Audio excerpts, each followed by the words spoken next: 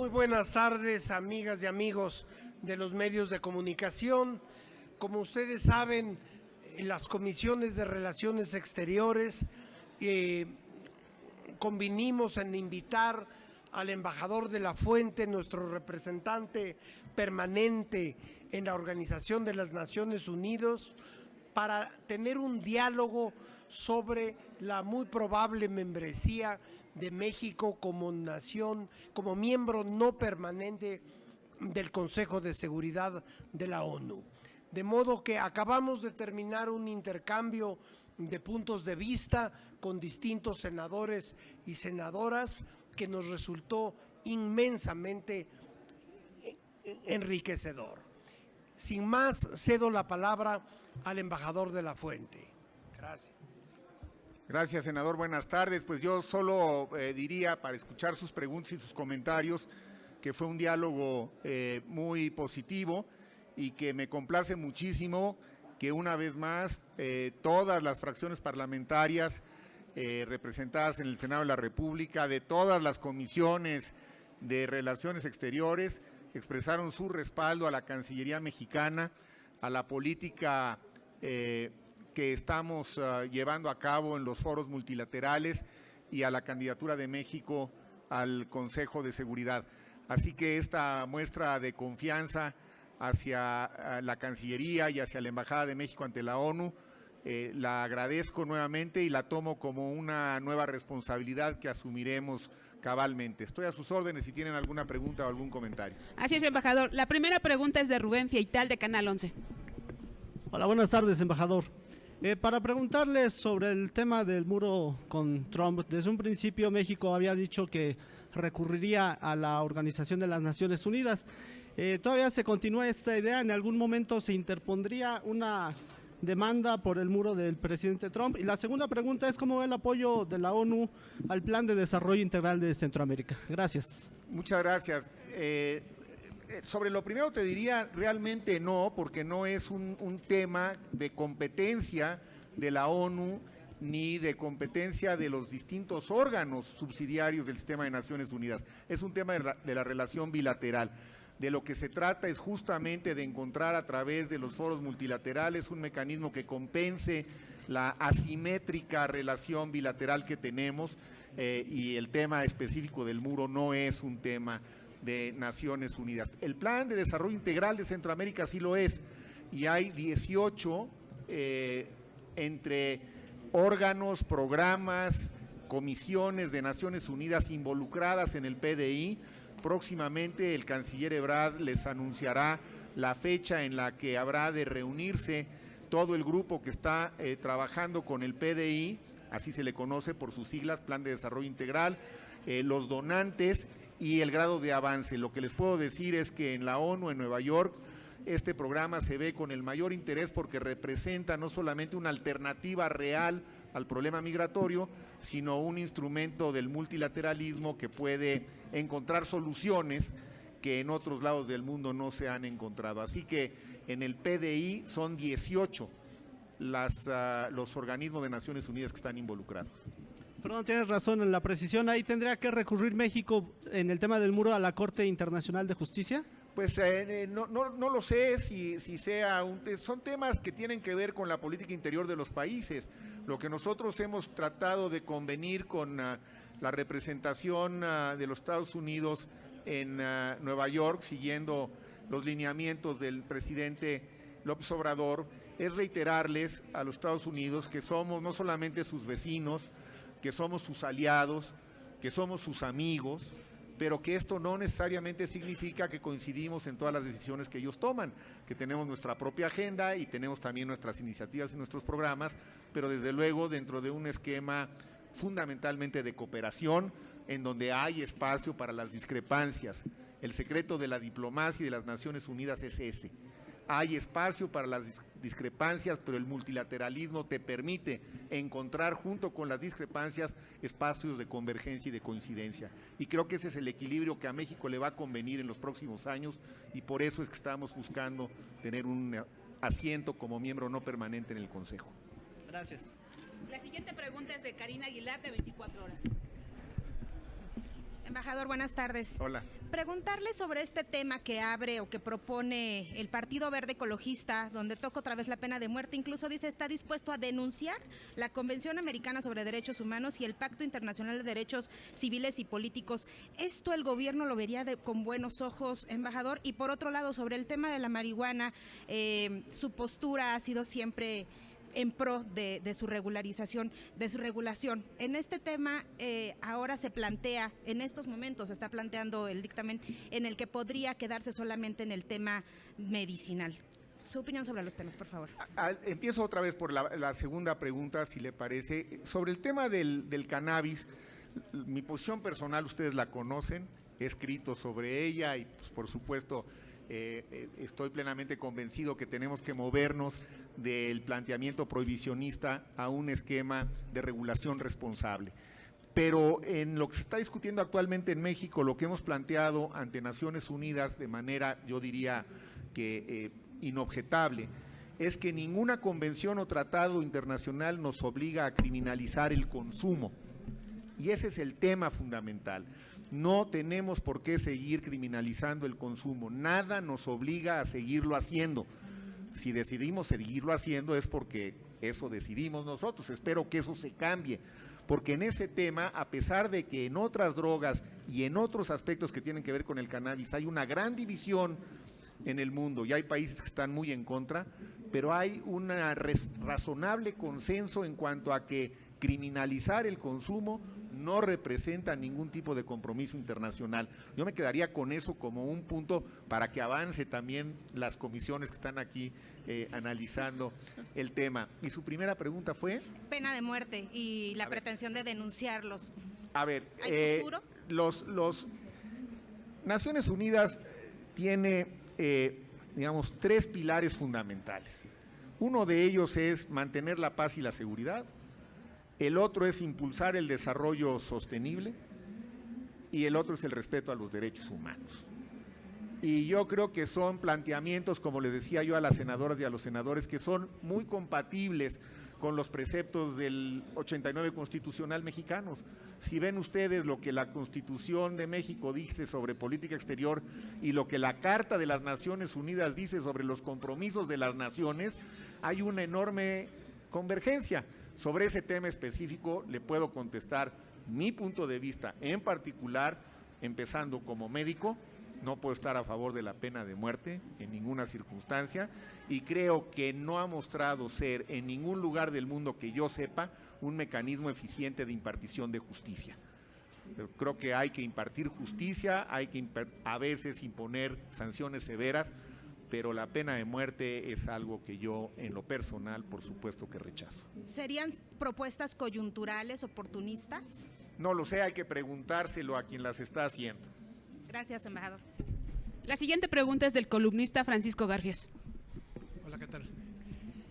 Pues mire, le voy a preguntar sobre un problema que tiene tintes universales y es el coronavirus y lo que estamos viendo ahora, las reacciones de ciertos países de rechazo.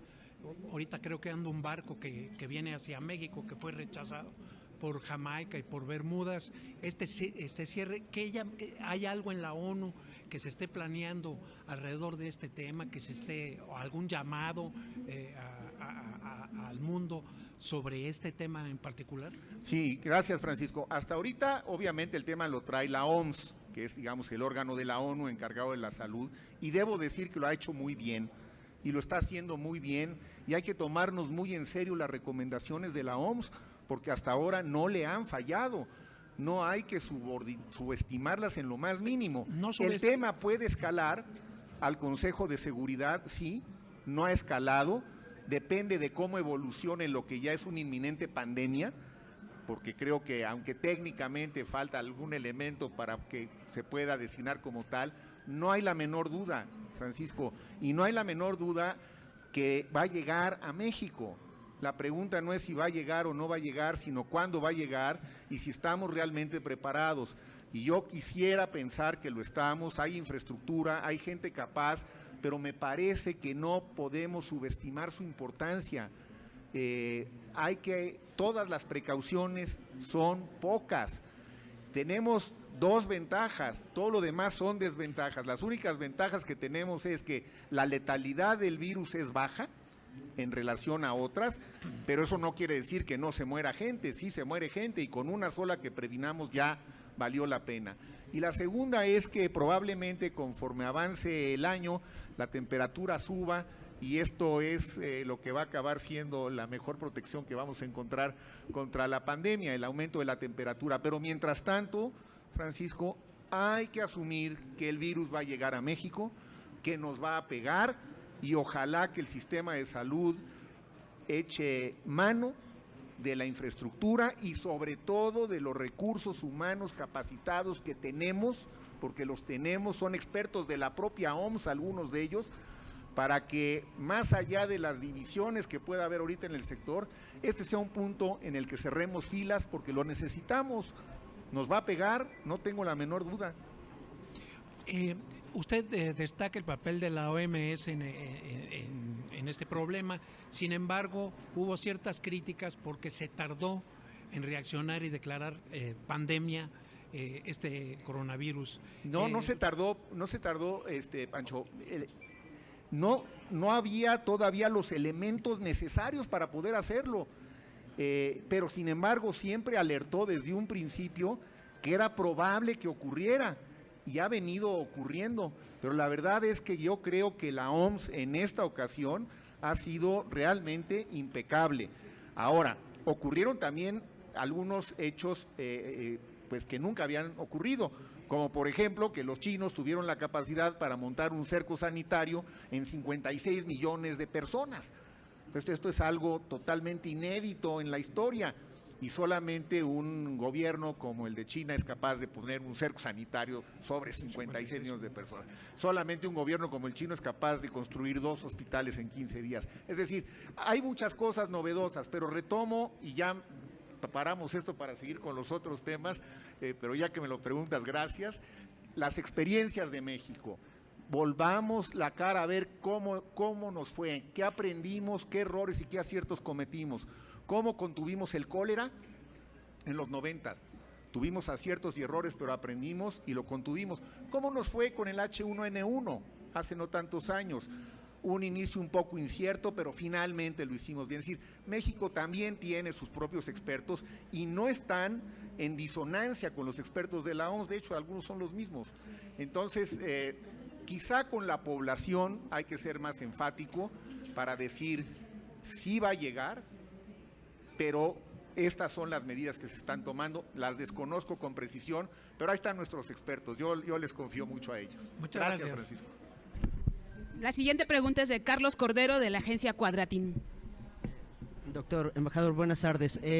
Quiero ser muy preciso y conciso en la pregunta. Usted Gracias. que conoce las entrañas de la máxima casa de estudio, me gustaría conocer su opinión acerca de estos conflictos en la UNAM, que no se han destrabado, no parecen destrabarse y que llevan bastante tiempo, por favor.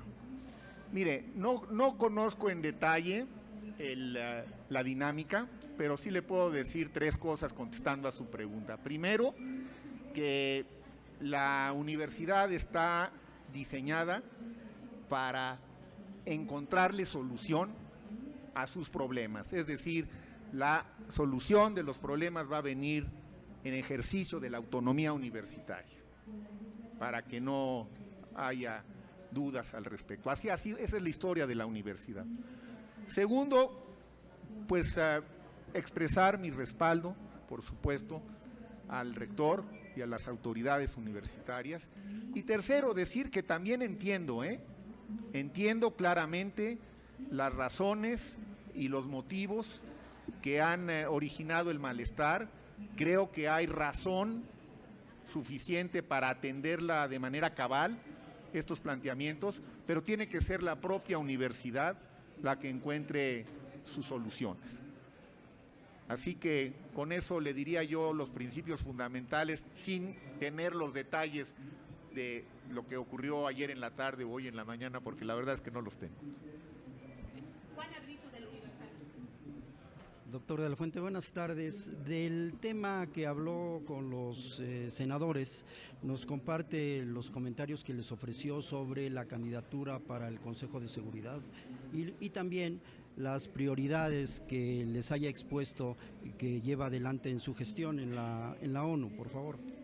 Pues, las prioridades de las que hablamos que tienen que ver con el Consejo de Seguridad, gracias Juan, porque estos son los temas que me traen hoy al Senado, está en primer lugar la necesidad que tenemos de fortalecer los mecanismos para el control de armas pequeñas y ligeras, que es un tema que ha estado impulsando el canciller y que la verdad es que hacen falta instrumentos que permitan que haya una mayor fiscalización al respecto. Otra vez, son decisiones que cada país toma. Por supuesto que la segunda enmienda de la Constitución norteamericana no se va a modificar. Estados Unidos va a seguir vendiendo armamento, pero lo que sí podemos es tener instrumentos internacionales que obliguen a que haya un mayor control sobre cuál es el origen de esas armas, cuál es el destino de esas armas, generar mecanismos de corresponsabilidad y algo adicional que va junto con las armas, que son las municiones, porque las armas sin municiones pues resulta que no son tan peligrosas. Entonces hay espacios para que México haga planteamientos. Este es un tema de la agenda que ciertamente del Consejo que vamos a estar viendo. Y el otro gran tema que también tiene que ver con lo que está ocurriendo en nuestro país es el de mujer, paz y seguridad, que también es un tema del Consejo de Seguridad de la ONU y en el que también es parte de nuestro programa. Todavía no estamos dentro, la elección es el 17 de junio, creo que tenemos amplias posibilidades de ser electos y una vez que estemos dentro vamos a tratar de colaborar con la agenda del Consejo, que tiene su propia agenda, y obviamente tenemos que ser parte de las soluciones de otros países y tratar de insertar algunos de los temas de nuestra propia agenda, como son estos dos que te comento. Gracias, señor. No tenemos ya más preguntas Muchas registradas. Gracias, senador. Gracias a las Comisiones Unidas que me hicieron el favor de recibirme esta tarde aquí en el Senado. Y a ustedes también, buenas tardes. Hasta luego. Muchísimas gracias a todos por su presencia en un día en que sé que están particularmente demandados, en demanda por todo el Senado. Muchas gracias. Gracias y buenas tardes.